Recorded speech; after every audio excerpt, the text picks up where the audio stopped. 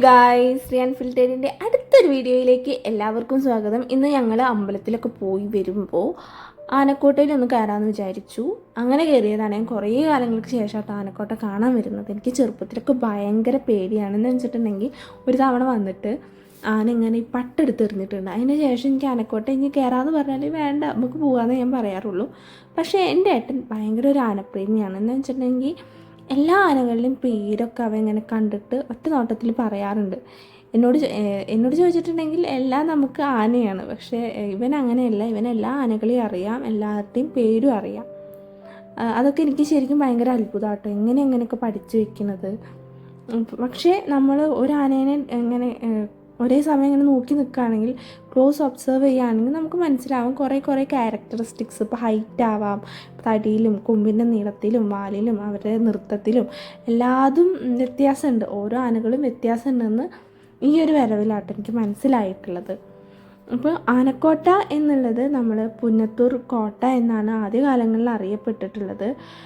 അവിടുത്തെ രാജഭരണമൊക്കെ ഉള്ളപ്പോൾ തന്നെ നാടുവാഴിയായിട്ടുണ്ടായിരുന്ന അവിടുത്തെ ആൾ പിന്നെ അത് പിന്നീട് കുറേ കാലങ്ങൾക്ക് ശേഷം ഗുരുവായൂർ ദേവസ്ഥത്തിന് എഴുതി കൊടുക്കുകയും പിന്നീട് അവിടെ ഗുരുവായൂർ അമ്പലത്തിൽ നമുക്ക് വഴിപാടായിട്ട് കിട്ടുന്ന ആനകളില്ലേ, അവരെയൊക്കെ എന്താ പറയുക, നിർത്തിക്കൊണ്ടു പോരുന്ന ആനക്കോട്ടയായിട്ട് മാറ്റുകയാണ് ചെയ്തത്.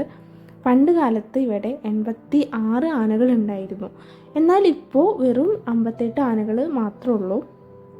അപ്പോൾ നമ്മളുടെ മമ്മൂട്ടിയുടെ സിനിമ ഉണ്ടല്ലോ, വടക്കൻ വീരഗാഥയൊക്കെ, അതൊക്കെ ഈ ഒരു അമ്പലത്തിലും അതുപോലെ അമ്പലത്തിലല്ല, ഈ ഒരു കോട്ടയിൽ വെച്ചിട്ടാണ് ഷൂട്ട് ചെയ്തിട്ടുള്ളത്. അവരുടെ ഫിലിം ലൊക്കേഷനായിരുന്നു പുന്നത്തൂർ കോട്ട എന്ന് പറയുന്നത്. അതുപോലെ തന്നെ ഇവരുടെ ഈ ഒരു കോട്ടയുടെ ഫ്രണ്ടിലായിട്ട് തന്നെ ഭഗവതിയുടെയും അതുപോലെ തന്നെ ശിവൻ്റെ ഒക്കെ ഒരു കുഞ്ഞി അമ്പലമൊക്കെ ഉണ്ട്. അതൊക്കെ നല്ല രസമാട്ടോ കാണാൻ. അവിടെ വന്നിരുന്ന് കുറേ നേരം ഇരുന്ന് ഇങ്ങനെ നോക്കിയിരിക്കാൻ ഭയങ്കര രസമാണ്. കുറേ ആനകളുണ്ട്, പിന്നെ ഫുൾ വലിയ മരങ്ങളൊക്കെ ഉണ്ട് കേട്ടോ. അപ്പോൾ ഭയങ്കര നേച്ചർ ലവറാണ് നിങ്ങളെങ്കിൽ ഇവിടെ വന്നിരുന്ന് എല്ലാ കാഴ്ചകളും ഇങ്ങനെ പയ്യെ കാണാൻ ഭയങ്കര അടിപൊളിയാണ്. പിന്നെ വലിയ വണ്ടിയിൽ വെള്ളം കൊണ്ടുവരുന്നതും അതുപോലെ തന്നെ ആനകൾക്കുള്ള പട്ടയും ചോറൊക്കെ വലിയ ചോറ് തന്നെ തോന്നുന്നുണ്ട്. ചോറിങ്ങനെ വലിയ ഉരുളകളാക്കിയിട്ട് ആനയ്ക്ക് ഇങ്ങനെ ഫീഡ് ചെയ്യുന്നതൊക്കെ കാണാം. അതൊക്കെ ഭയങ്കര രസമാണ് കാണാൻ വേണ്ടിയിട്ട്. ഇവിടെ എൻട്രി ടൈം വരുന്നത് കാലത്ത് 9 മണി തൊട്ടിട്ട് 5 മണി വരെ ആട്ടോ ഇവിടെ എൻട്രി ടൈം ഉള്ളത്. എല്ലാ ദിവസവും ആനക്കോട്ട ഓപ്പൺ ചെയ്യുന്നുണ്ട്. അതുപോലെ തന്നെ 25 രൂപയാണ് ഒരാൾക്കുള്ള ഫീസ്. ഗുരുവായൂർ അമ്പലത്തിൽ നിന്നിട്ട് വെറും 3 കിലോമീറ്റർ അകലെയായിട്ടാണ് ഈ ഒരു കോട്ടപ്പടി എന്ന് പറഞ്ഞ സ്ഥലത്താണ് ഈ ആനക്കോട്ട സ്ഥിതി ചെയ്യുന്നത്. വലിയ സ്ഥലമാണ്. 11.5 എന്തോ ഏക്കർ സ്ഥലത്ത് 58 ആനകൾ ഇങ്ങനെ നിൽക്കുകയാണ്.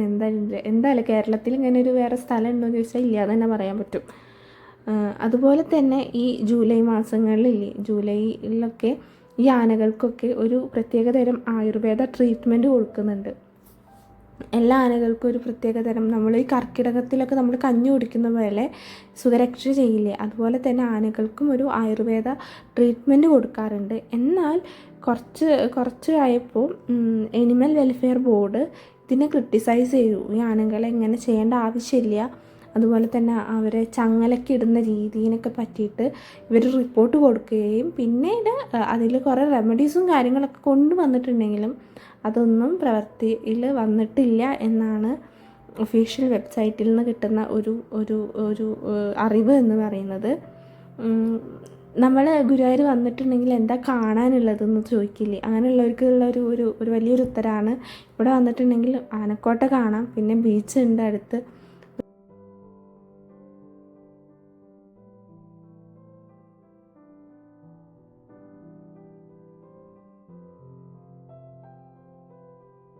അമ്മയ്ക്ക് എന്തായാലും നല്ല ഇഷ്ടമായിട്ടുണ്ട് ആനക്കോട്ട.